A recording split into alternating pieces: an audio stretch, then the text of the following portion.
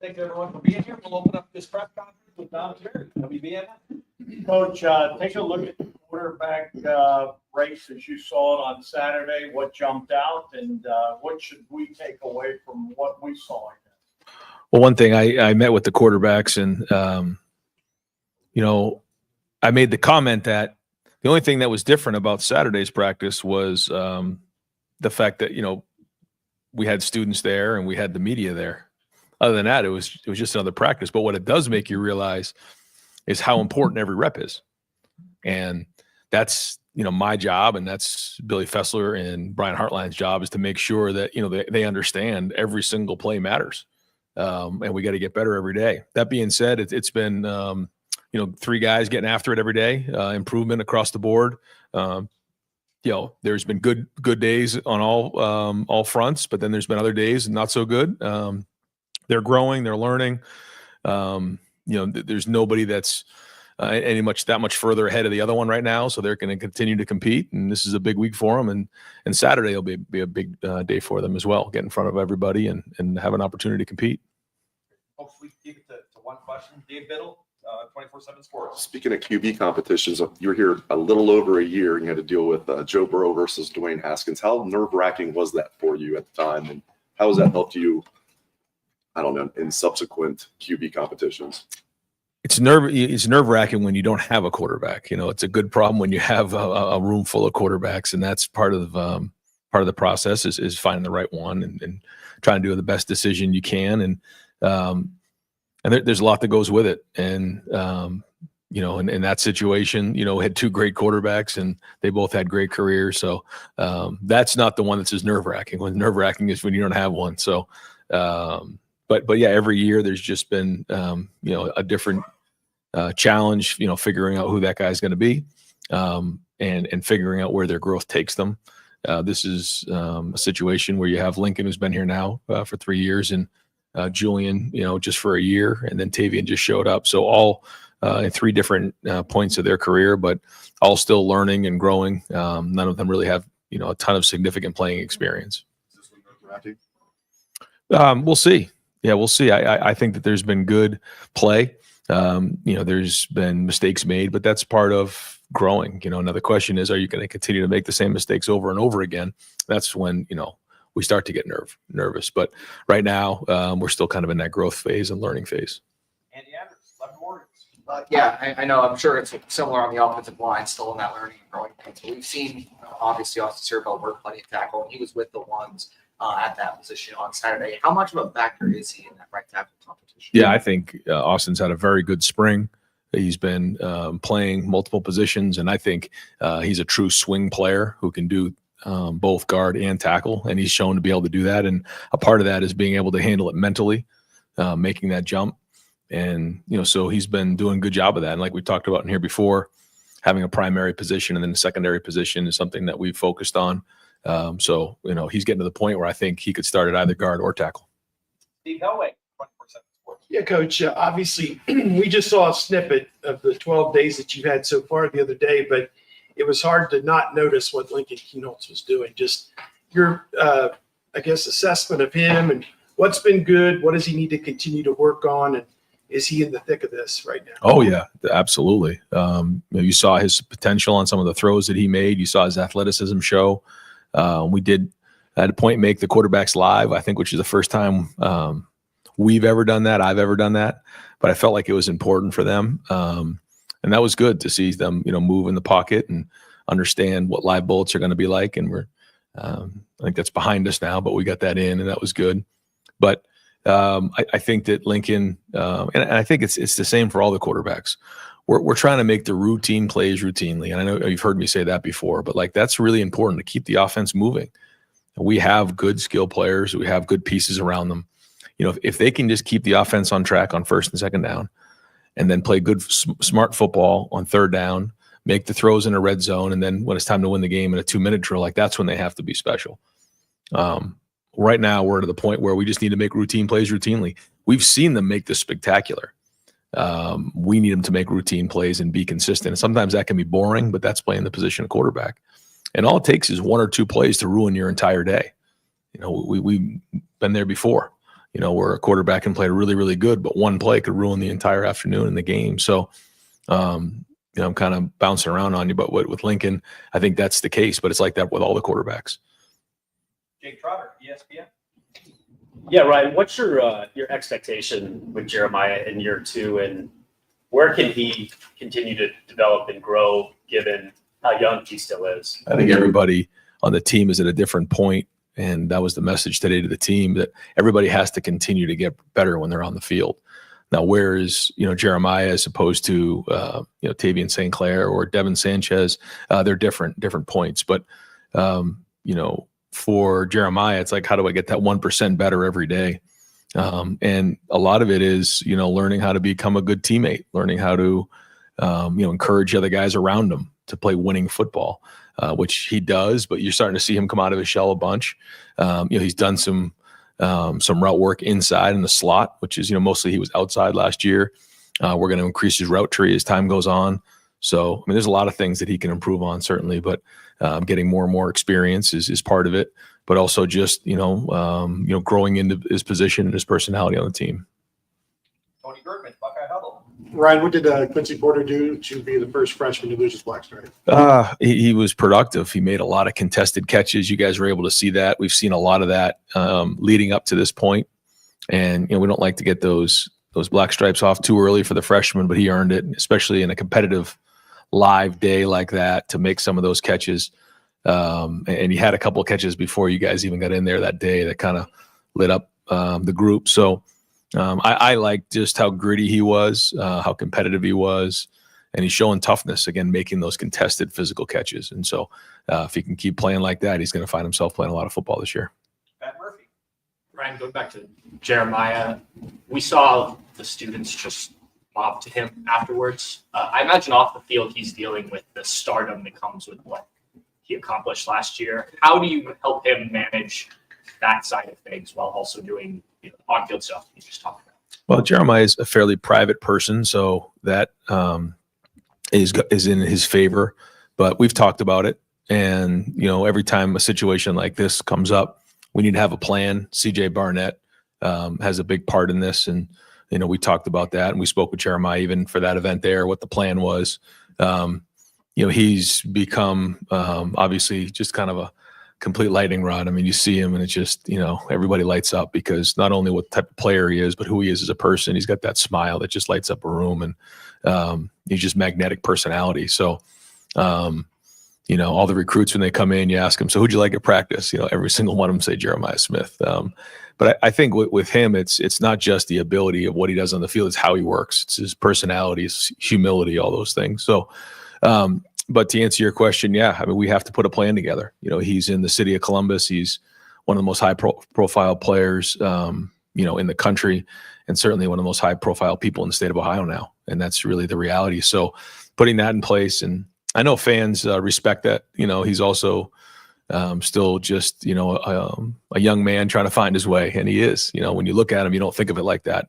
But he is. And so we put a good plan together to make sure that he has what he needs. Spencer Holbrook, Lettermen Row.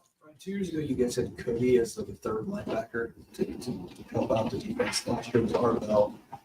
With Peyton, it seemed like every time you looked up, he was making a play. Yeah. Around the ball. You see that in this year? What kind of impact in your bench? Yeah, I think Peyton Pierce is thriving right now with, having James and having Matt there. Matt certainly has a great background in linebacker play, and, just some of the new things and some of the schemes and techniques that are going on. He's a guy that understands football at a high level. He's a great tackler. He was a high school wrestler. He can really see it. I think he's really coming into his own. He was coming off an injury, coming out of high school, getting here, and then you have that freshman year. Now he's got a whole off season to really train, and he's playing well here. So he's seeing things well. He's playing fast, and this is another guy that's going to have a big impact for us this year. Dylan Davis, Delaware Gazette. Going back to the quarterback against one of the follow that up, you said that not none of them have much of a gap. Is there a gap at all, even if it's small? Do you feel like one guy is, I'll say leading the race, but he's done enough to say, like, hey, he's put his best foot forward? I think it's fair to say that Tavian has probably the longest way to go, just because of just the lack of experience. I think it's easy to see. You guys saw it on Saturday, the talent and his ability to run, his athleticism, the arm. He has all those things. He just needs to play more. He needs to see it more. The game's just moving really fast for him right now, but he's picking it up. He's getting it every day. So I'd say he probably has the farthest way to go. And then Lincoln and Julian are pretty much neck and neck right now. Austin Ward, rivals. Ryan, when you made that decision to let them go live, I think you may have done that another practice before Saturday. That's a calculated risk and one you said you never wanted to take before. Why was that different this time? And what was the thought process to get there? Did you have to take a deep breath? Yeah. Well, I think all three of them needed it for different reasons. I'll start with Tavian.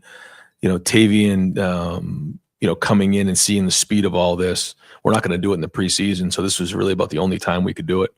And I felt like he needed to feel the speed of the game, because the first time is going to be against Texas. And if the first game wasn't Texas, I don't know if we would do it, but it is, so we got to be ready. Lincoln, other than that, the bowl game, he really hasn't played a lot of significant football. So you start to get into a rhythm of practicing as opposed to playing. So you're sitting in the pocket. You start to feel like, you almost have a unrealistic view of your protection in there and getting a feel for that part of it. I also felt like he needed to let, he's bigger, stronger, more athletic than he's been. And I feel like he needed to let his athleticism go with some of the pocket movement things, some scrambles, just to feel what that is like. So I wanted to make sure, he got a feel, because when you're standing there as a quarterback and you're live, that's just a whole different feel, being a quarterback, knowing what that's like. I thought that was important. And then lastly with Julian, and again, he had a few snaps last year, but hadn't really played, college live football. And so I wanted to just get that feel of what that was like. And, when you're in the pocket and you get too much depth and the defensive ends are rushing up the field, that's a sack. They're gonna whiz by you to stay off the quarterback, because that's what we do. But you got to feel what that is like. And so I felt like that was important for all three guys for different reasons. But that's probably the hardest thing for a young quarterback to understand, is standing in the pocket, when to stand in there, when to slide and create, and when to escape. And if you're not live, it's really hard to replicate that. So felt like it was important. Everybody came out alive, and so I think we feel good about that. Stephon Pricey, Cleveland.com. We got to see Devin get its opportunities, whether it be against Quincy, some lined up against Jeremiah. Just where do you feel he's developing the most, and how much did he kind of capitalize on those opportunities Saturday or other practices that he sent? To Devin, yeah, he just going against great wide receivers every day, and that was part of the recruiting process with him and a lot of our guys, is that you're going against great players every day across the ball, and that's how you get better. And so, he's had some really good snaps, and then ones that he's grown from and learned from. But he's very, very competitive, and just like any great corner, he's got a short memory. He moves on to the next one and grows from it. Rob Hall or Columbus Dispatch? You're coming off a season where you broke through, won it all, and you'd like to talk about process. Do you feel like you found the sweet spot, and it's going spring into fall, is just rinse and repeat? Or how do you navigate this? Just do the same thing we did last year as close to possible? Right. No, it's coming off of last year. My initial first 2 weeks after the season was, okay, I wasn't even thinking about anything moving forward. We have to take a step back in spring. We just played 16 games. It's a long year. We have to be really smart. Our roster goes to 105. We can't afford to lose anybody. Got about a week and a half into spring and realized, the guys who left played a lot of football. The majority of these guys haven't played a lot of football. We need about 5 more weeks of spring football. We do. So we're going to petition the NCAA to see if we can get 5 more weeks, but I don't think they're going to pass that one. So it's actually become one of the most physical spring balls we've ever had. Now, guys like Caleb, guys like Sonny, some of the older guys, we've kind of pulled out a little bit. We've played a little bit more with the 2s and the 3s, getting those guys more and more reps because they need to play. They haven't played. And it's so much different when you're a backup and you flash and you make a play or two when you're with the 2s. Okay, now you're the guy that we're focusing on. You got to sustain that level of play throughout a whole game. And we call it, you got to carry water. You got to be able to do the work. And that's growing up, as we all know. And so we're looking for a lot of these guys to take the next step with that, to be able to now take more of these reps and be able to handle that for extended periods of time. And so that's where we're growing, but we're young, inexperienced. But the more we can do this, the more we can play and, get scrimmage-like environments, the better. So we're going to do that at the spring game on Saturday, just to kind of hit that format. So we'll break up offense and defense, and the first part of that will be thud, for some of the guys who have played a lot of football. But we'll be doing that, and then once that happens, after a few drives, we'll get right into it and we'll be tackling. The quarterbacks will not be live, but everybody else will, and it'll look like a normal spring game. Dan Holt, Love Warriors. You mentioned last week that you need to see some defensive tackles step up. Have you seen any growth in that area in terms of building depth there? There's been flashes, but in order for us to play defense like we did last year, we're going to need those guys to step up more than they have. I think, again, there's ability there, but consistently playing at a certain level is something that's a challenge that I know that Coach Johnson is going to be pushing these guys for over and over again. And we need these guys to step up in a big way. I think that guys have gotten better for sure. I think you're seeing it. But in order to be where we need to be next year, there needs to be more and more growth as we move forward. Dave Holmes, WSYX. Ryan, without fail, the fan base will overreact on Sunday morning to 10 or 15 throws in this game because that's all they're seeing. I guess if you're, Professor Day, and this is the spring semester final exam, what percentage of the grade, how much do you weight a game like that as opposed to what you've seen the last few weeks? It's a piece.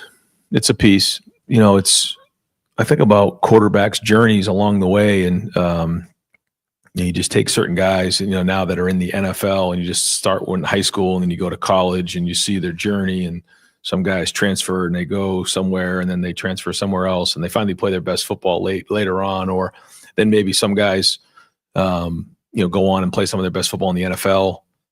It's a process and a journey along the way. So it's hard to make hard and fast decisions sometimes with young players. The key to all of it is them being resilient and learning and growing. And the faster they can learn from their mistakes and get better, the better off they're going to be. And so I don't have a crystal ball. I don't know what it's going to look like. But this is just the beginning. I don't know, like you said, like what percentage we're there. I can't really tell you. But I know that, these guys all have to continue to grow and get better. And, part of that may be throughout the fall. I don't know. We'll have to see where it goes. But the good news is all three can do it. They physically can do it. They can throw. You've seen them do that before, but it's now playing winning football for us. So the best we can do is put them in game environments. That's our job as coaches. But, they're still green. Just a few more. Joey Kaufman, Columbus Dispatch. Right, with Lincoln and Julian being pretty much neck and neck, is this a competition you expect to go into fall camp, or is there any way to be resolved? I mean, maybe one of these guys jumps out ahead this week and really, make some separation, which if they do, then they do. But we'll see. We'll kind of see where it goes. And tomorrow will be a big day. But then really Friday is more of a spiders practice. We have our high school clinic here, but then the spring game. So somebody would have to make a significant move here on Tuesday or Saturday to really make that move to jump ahead. Stephen Means, Cleveland.com. Just more of a big picture thing. Whether it's Dwayne, Justin, CJ, I'll throw Kyle in there as well, and even Will, because it does seem like he's left an impact on how you view things. How have each of those guys, as a quarterback coach and a former quarterback, maybe impacted your view on the position in terms of what's important? Yeah, you learn because when people say, like, what are you looking for? You don't always have hard and fast answers.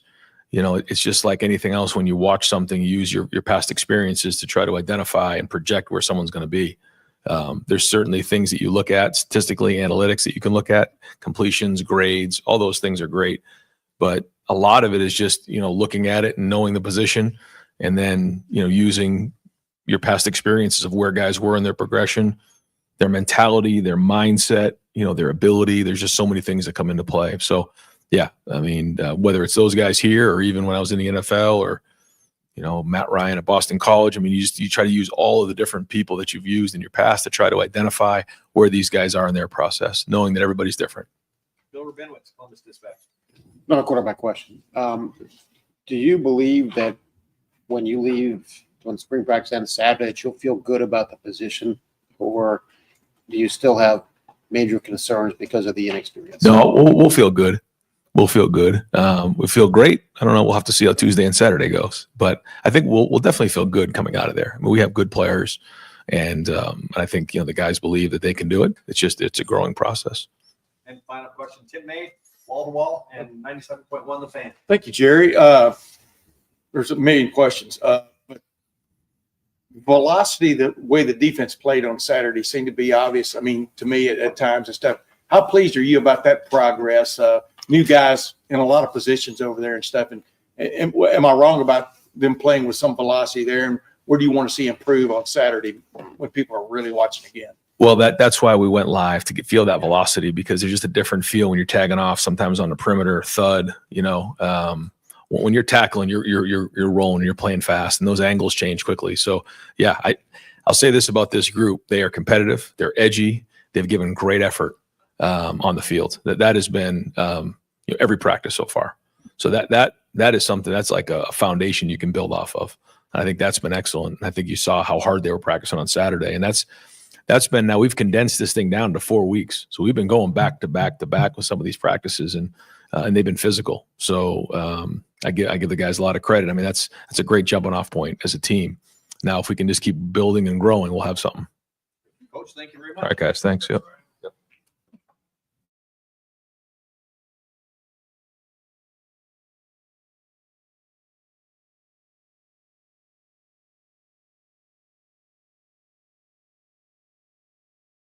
We're going to open up with Stephen Means, Cleveland.com.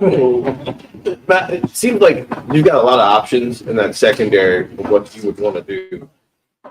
What have you liked about Jermaine in that slot? And also kind of a sidebar of that, how much of when you first looked at Caleb, when you were looking on the film, were you just thinking, how many different places can I realistically put him in a game? Yeah. I mean, when you have pieces like Caleb and guys that football knowledge that he has and his instincts. And it's been great the more that he's kind of been out there to really watch him on the field and how he moves, how he deciphers the game and how he sees it.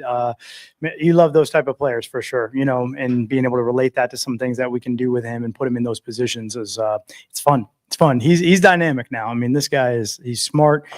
He plays extremely aggressive. He really knows the offense well, so like based on whether it's formation or split, like he's IDing everything, and he does a great job of communicating on the field. So he's been a lot of fun for sure. Jermaine, I mean, super competitive guy who's got great ability, speed, quickness, and then that position flex to be able to go outside, inside, and some of the things that we do coverage wise where these guys are actually playing in a couple of different positions, just based on formation and motions and things like that. It's been pretty impressive, with his skill set to be able to do all that. So it's been fun. That group is a lot of fun. They are dynamic. They have a lot of talent. They are competitive as all get out. And it's fun because, I don't think I've ever seen wide receivers this big, like all as a group. I mean, it's like every time I'm like, can you rush? Like how big? Like, I mean, these guys are ginormous. I think they're edge setters, but to have that competition every single day and to be able to go out there and watch our guys step up to that challenge is pretty awesome.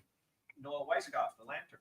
A lot of players here have said that they want the championship stuff taken down. They don't want to see it. What does that say about this team, this group, especially the returners, and why is that significant? Yeah. I think it's a really mature approach by them, right? I think it's something that was, I think one of the great things about football, whatever level you're at, it's different than other sports. It's different than boxing. Like when you win a championship in boxing, the next time you step in the ring, you step in as the champ and you have to defend your title. When you win a championship in football, the next time you step on the field, it's something new. It's a new season. It's a new team. You have to start over. You're not defending anything. What you won, you won. Like that can't be taken away from you. That was last season. So I think it's a really mature approach by them for, sit there and say, hey, look, it's about going forward. We can't look back. It's about going forward. It's about building the journey this year to try to get back to where we want to be. But you have to start all over again, and you got to start at the bottom. So that's a great mentality. Kellyanne Stitz over here to the right. WSYX. Matt, on Saturday with the spring showcase or spring game, what are you specifically looking for out of the defense? Like, what are the goals of that day? Yeah.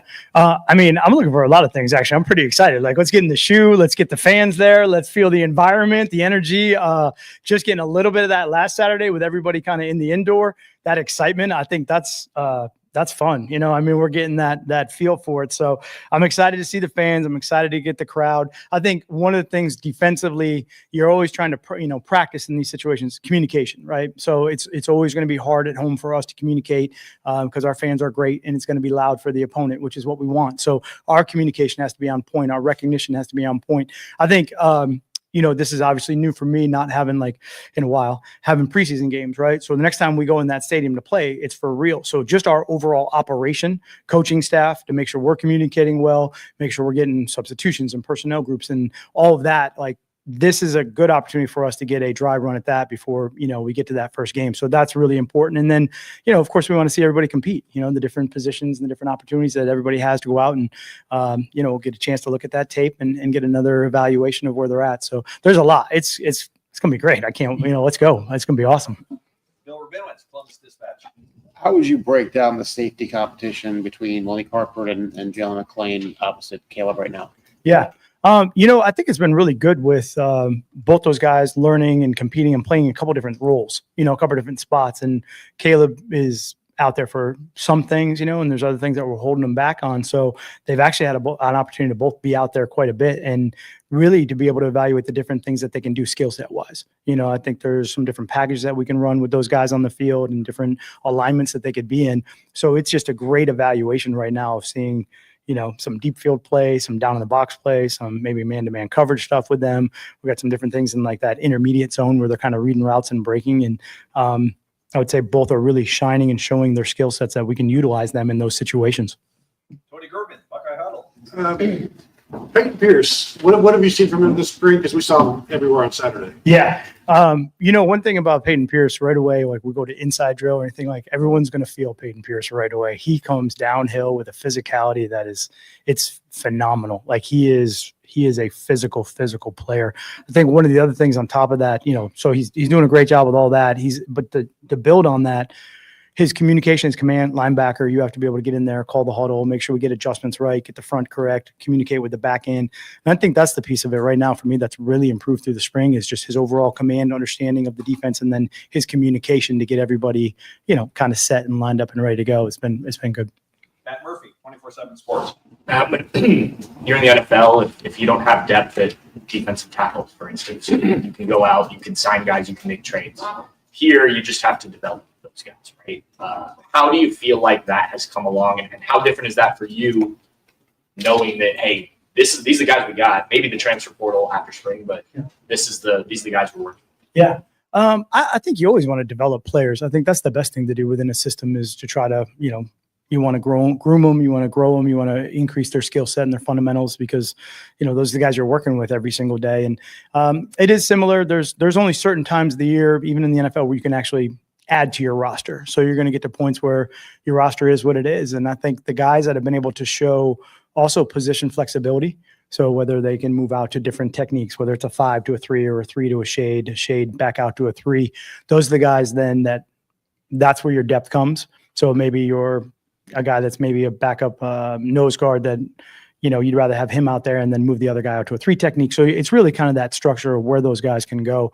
But I think you're always trying to develop, always trying to bring those guys along. And, it's like I tell them, just prove us right. That's why you're here. We believe in you. We know you can go do it. So we're going to do everything we can to help you, achieve everything you want to. And that's going to be the best for the team. So I think those guys are working really hard. Coach Johnson does a great job. All the drill work. If you get a chance to watch Coach Jay do his drill work, it's the detail of the hand placement and the footwork and the, just the coaching points that he puts them through. Those guys they're blessed to be in that situation to get all of that information. And then those guys that just continually build on that and grow, as a player, you can really see that, you can see why those guys develop every single year. Austin Ward, Rivals. To follow up on that defensive line, where from day one through the end of 3 weeks do you think you've seen the most progress up there? Good question. I would say, you know what? I think the guys have done a really good job with the multiplicity of some of the things that we're doing right now, and moving around and kind of being in some different spots just to kind of get an evaluation of it, to see if we can have some of that depth and put them in those alignments. So I think that's been pretty impressive. I think our pad level has gotten better. I think that's one of the things when you start out and you're back in practice and you're rolling, and it's the beauty of spring ball. We actually have we have equipment on. So you actually get to evaluate this stuff and not have to wait till training camp, which is awesome. So we've made strides there, hand placement, pad level, which is, leverage up front, which is what we're going to need. So that would be the biggest area I've really seen, like guys just kind of really getting better technique. All right, Spencer Holbrook, Lettermen Row. With Caleb not needing as much work this spring, how much has that benefited the other guys? Obviously, they all just moved up a spot on the depth chart this spring. And what have you seen from Jalen and Malik and maybe Leroy that you wanted to see this spring? Yeah. I think there's always opportunity when guys aren't on the field, and certainly you want Caleb on the field. He's really good and kind of helps settle the communication. He's a great player. But look, when guys aren't on the field, it's an opportunity for someone else to go in and step into some different roles and have an opportunity to go make some plays and flash, for the coaches and for their teammates. I think all of those guys, that you mentioned have done that, and have done it at different points. And now it's just building on the consistency of that, whereas you have a player like Caleb that has proven that he can consistently show that kind of production and that performance. Those other guys are now having those reps to be able to have enough, built up to show that, hey, they can do it consistently and be in the right positions and make the communication and make the plays. So that's been the best part about it for those guys, just having all of those reps. And, again, I say this one too, we only have so many games, so you have to get better at practice. It's just what it is. It's different than, like I said, baseball, you play games to get better. Football, we got to practice to get better. And I think having those guys to be able to have those reps has been invaluable. Time for just a couple more. Far left, Jake Trotter, ESPN. Yeah, hey, Matt. What has been your impression of Jeremiah this spring, especially given your NFL background? Really, again, like I said before, just outstanding kind of just presence out on the football field. That's probably the biggest thing I would say. Just his ability to kind of just calm things down and go play, and really good player, obviously. But that'd probably be the biggest thing. Yep. Dave Biddle, 24/7 Sports. You've talked about adjusting your scheme to the strength of your players defensively. Is the 4-2-5 the best formation for you guys? And how much 3 linebacker sets do you plan on using? Yeah. I think, 4-2-5 or the nickel sets, and the variations of those nickel sets are just so prominent in football right now because there's so much 11 personnel. And then the 12 personnel, which is the 2 tight end sets that play like 11 or the open up formation. So you got to be a little bit multiple to be able to do all of that. But, when you got to get in base and get into, 3 linebackers or some version of that, you have to be able to stop the run. And certainly that, I think, also picks up critical situations, whether it's third down, low red area, or you're just getting bigger offensive personnel groups out there. So having all of that is important. Being able to be multiple out of the nickel packages is something I think that's really important too. And then there's different variations of those nickel packages that, with as much talent and which is much the guys that we have in that room, I think we can do some of that and be versatile that way, which would be great. Dylan Davis, Delaware Gazette. With the emergence of Peyton Pierce playing the way he is right now, does that free you up maybe to do things with a guy like Arvell that you would otherwise be able to do if you didn't have a proven third linebacker behind him? Yeah, Arvell, he's definitely has a different skill set, so there's a lot of things I think you can do with him and having that depth at linebacker and to the point of being able to play, nickel defense, being 3 for 2 in that position, or sometimes 4 for 2, where you can rotate guys through. That allows you to move those other guys around into other spots. And I think Arvell's got a skill set that, we're taking a look at some of those things right now to see how much he can do. And you certainly want him to be great in the role that he's in. You got to make sure that that's solidified and ready to go. But moving him around, I think, makes it difficult for people to try to figure out what he's doing. Absolutely. And final question, Tim May, wall to wall and 97.1. Hey, thanks. Coach, legend has it, I've got the year, but you went through 11 safeties in the safety spots at New England, maybe 13 if you count Gronkowski as a Hail Mary dude and stuff like that. What did that year, teach you about teaching? Yeah. What did you learn from all of that? And I'm thinking college is a kind of a similar bag, Yeah, I think it's just conceptual teaching, I think, is what you're really trying to do at that point. When you have guys that either, whether it's injury or position depth, if you can teach it in a conceptual way and then you can kind of plug people into different spots, I think it goes a lot longer than just kind of memorization of this assignment. Like I have this assignment on this play, this assignment on this play. So maybe a little bit of a bigger picture teaching, conceptual teaching that those guys now that come in understand the concept, and now they can plug themselves into different roles within that concept. We were actually just walking through that with the backers too a little bit. It's the same idea for them. It's just we have a coverage concept, and it's like, all right, well, this is the structure behind it. This is the structure underneath it.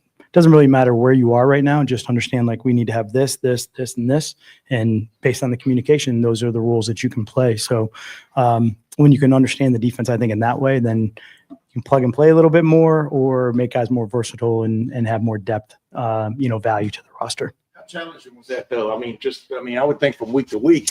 Yeah. I It's always, it's always tough when you get guys in on Tuesday night and you got Wednesday and you got a couple of days to get ready to go play a game. But, I think the beauty of that is, I think you get them up to speed as fast as you can, but you also try to understand what do you think you can actually do with them that week. Don't put too much on them. You just want to be able to still play fast and aggressive. They have to go play the game. So you got to find the right balance of like, hey, this is the amount of information we can give you and the time that we have to practice so that we can go perform at a high level.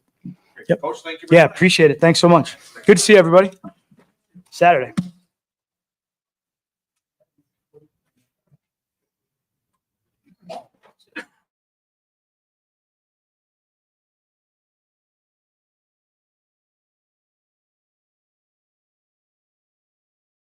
Folks, thanks for some time today.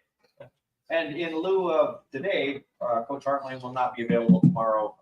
Really? Dang. Come on, man. You're robbing the people. You're robbing the people. Today should be offense. Tomorrow should just be about. Okay. Break it up. Brian's a great guy. Don't lie to the people. But today, Don Tamari, BNS. Coach, take a look at the quarterback race. What are you seeing, and what should we take away from what we saw Saturday? I don't know. What did you see Saturday? I think that they're competing at a high level, which I appreciate. I think earlier in spring, I identified that, their preparation outside of the allotted time on their own to prepare for practices is very apparent. That's continued. I think that they are very hard on themselves, which they need to be. We are as well. The expectations here is the highest in college football, and they know that. I think that we're chasing consistency across the board, not just quarterbacks, just every position, frankly. And, that position more than ever. I mean, that's the only guy that's going to touch the ball every play. I'm in the center. So, what he does and then how he protects that ball and facilitates for his own line and his skill positions is really important. The guys are doing a good job. Really proud of where they're at. Probably, coach will handle most of those conversations and Coach Fessler. But, I can't say it's ever good enough. That's college football. That's Ohio State. But they're on a good trajectory, and I appreciate the way they've gone about each day. Dan Hope, Lettermen Row. Ryan, how do you feel like the depth is coming along at wide receiver? Are you seeing, those 4, 5, 6 guys that you want to have there? Yeah, I think there's definitely a group, I should say, forming. How deep that is, I'm not fully sure yet. I mean, it's definitely coming along. Very encouraged with the young guys, though. The freshmen that have come in, they're competing. They are, making mistakes, but quicking the mistakes quickly and not making repeated mistakes. They're making some plays. There's probably some consistency level at which they, you wish was a little better, but they're doing a good job taking meetings to the field. So lots of encouraging sign early on, and I anticipate that to continue through summer. Jake Trotter, ESPN. Yeah, Brian, off the season that Jeremiah just had, how have you challenged him this spring, this off season, and where can he still develop and grow given how young he still is? Yeah, he's really young. I think that, he doesn't operate like that. He operates, beyond his years. But the techniques and the fundamentals, he's chasing like a lot of the guys. I mean, you get to a certain point where you're doing a really good job. You're chasing that 1%. You're chasing that finite growth. It's not always seen on film. The individual may feel it, whether it be your base or your technique and the consistency at which you do those things. That's what he's chasing. I think he's chasing football IQ, learning more about the game, defensive structure, anticipation more than reactionary. But there's always ways to grow. I mean, if you try to, mark the goals of these young men and where they currently are, they're obviously not where they want to be. So whatever that gap that needs to get filled, that's what he's chasing. So I'm sure he has some of the highest goals, and he's not that right now. So he is chasing that gap, minimizing that gap, and he's doing a good job being hard on himself. To the right, Andrew Gillis, Cleveland.com. Brian, you've been on staff with him now for a couple of weeks. What have your impressions been of Tyler Bowen as a recruiter and how he's handled himself on that recruiting trail? Yeah, I mean, I think he's a great dude, man. Like I enjoy talking with him. I like being around him. Very smart from a football standpoint. I love the way he views things. I love mechanically how he tries to, help these guys execute plays based on body mechanics and leverages and strike points. I just like, his view on things. So I enjoy that. But as you're talking football and I enjoy talking to him and being around him as a person too. So his ability to connect with guys doesn't shock me. I mean, I connect with them. So, but I've been very impressed with the amount of young men that have visited and been on campus. And I just think he's putting a lot of time into it, a lot of effort, and it's definitely showing. So he's doing one heck of a job, and we're just trying to help him out as we can. Joey Kaufman, Columbus Dispatch. Ryan was mentioning the idea of increasing Jeremiah's route tree, something you guys have been working on. Where was it last year, and where can it, I guess, grow, or can you just kind of expand on that a little bit?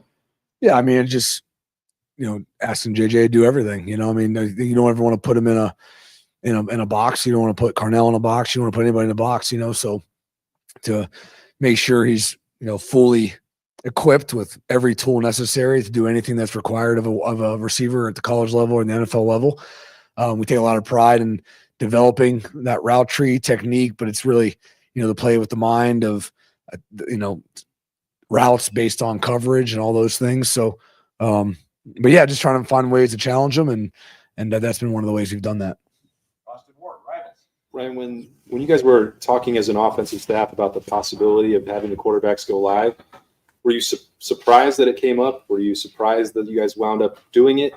What were the deliberations? I'm surprised it's even a conversation. Like, it should always be live. That's how you play football. So obviously there's a proximity to the season, which is a little reckless. I understand that. But in spring, when you're competing for jobs, I mean, if I'm a quarterback, I'm asking to be live so I can show him how I'm different than, anyone that can't be live. You know what I mean? You're always trying to find an edge. And if you're never fully live, I don't think you fully give guys opportunity to be who they want to be or be who they can be. So that being said, I will cast my vote, but that will not be my final decision on that. But I will cast my vote. The guys have handled it well. It was good for all parties involved. And the more we can do that, the better. But I'm sure that is coming to a close here very quickly. So. Matt Murphy, 24/7. Ryan, Jeremiah off the field, we saw after practice on Saturday, the mob that came to get autographs and things. When you're working with him on all these things you're talking about, but also dealing with the life of being one of the biggest names in college football, how do you help mentor him in that aspect? Yeah, I mean, it's a blessing to be able to be in a position where, can provide insight or I wouldn't say recommendations, but just, give perspective. How he chooses to receive the perspective or not want it or not. I mean, he always does, but which is fine. But to be in that position is really humbling. That being said, he does a really good job on his own. He doesn't need checked on too much. He's really done a great job. Again, the way he was raised and his morals and humble and always signing, taking pictures. I'm always trying to be the bad guy for him because he's not going to be. And just says, again, more about his character. But he's not the only – he's not the only guy. Any guy would kind of do that. We have a group full of awesome young guys, but Jeremiah's done a great job with it, handling it. And it's definitely growing at an exponential rate, to say the least. But I think he's built for it, and he's been handled at a high level. But those around him, we're trying to help him out a little bit. Yeah. What made Quincy, the first freshman to lose his black stripe this year? Yeah, I mean, that's a good question. I think that, frankly, I'm not really fully involved with that. So I can be, but I wasn't. I think that people on the outside, whether it be defense or even Coach Day or anybody brought it to my attention, we were kind of just going about practice, and that's our expectation, to make plays, not make mistakes. And he was starting to make a lot of plays consistently.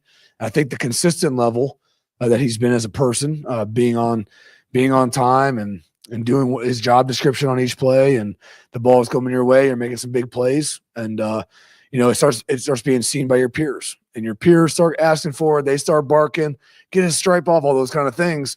That's the ultimate sign of respect, I think, when your peers, go to your bat, and he's not going for his bat. No one else. People are bringing it to your position coach. I think it speaks volumes of the general respect that you're earning through the process. So I think something like that happened, and it was well deserved based on his peers and the other coaches. Ryan Day was talking about how impressed he's been this spring with Austin Saraville, all that he's been able to do. And Tyler Bowen was talking last week about the importance of the cross training and all that goes into that. Just how much have you seen Austin benefit from this spring and everywhere that he's been? And how big of a piece do you think he's going to be regardless of where he fits on this offensive line? Yeah, I think Austin's been awesome. I mean, he literally, I don't know what I'm saying. He's played every position. We just move him around, and he handles it. And, he's one of those guys, I feel like you watch film over and over again, day after day, and his name never really gets brought up, in a good way. Like, the O-line, your name gets brought up when usually not going as well. They're literally at the point of attack on every single play. So there's nowhere to hide. And so, but Austin, when his name gets brought up, it's like, man, that was a good job. Right. Good job. Pass off that combo, whatever. It's always positive, and been really impressed with him. They started in the winter, did a great job through the winter. Again, continuing to build the respect for his peers. And then he's done a good job, really good job, just being very consistent through spring. Our left, Jeff Gilbert, Press Pros. Brian, since you've been working more with the whole offense, when it comes to quarterback play, what has grown in your, appreciation of that position and what those guys have to do and go through? What do you think more about those guys versus maybe what you thought before? It's just a wide receiver. Yeah, I mean, there is no just a wide receiver guy. If you are just a wide receiver guy, you won't be a very long.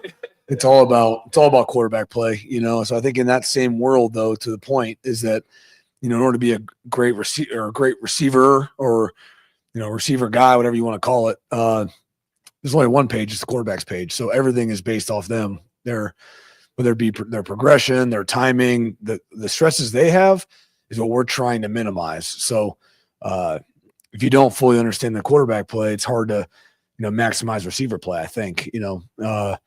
That being said, I'm still always learning. I think that I can't say anything's jumped out massively right now, but I would say that I guess I would say the preparation level. I mean, what is required to execute and play at a high level is just not capable in the allotted time, right? I mean, there's only so much time we're allowed to be with players.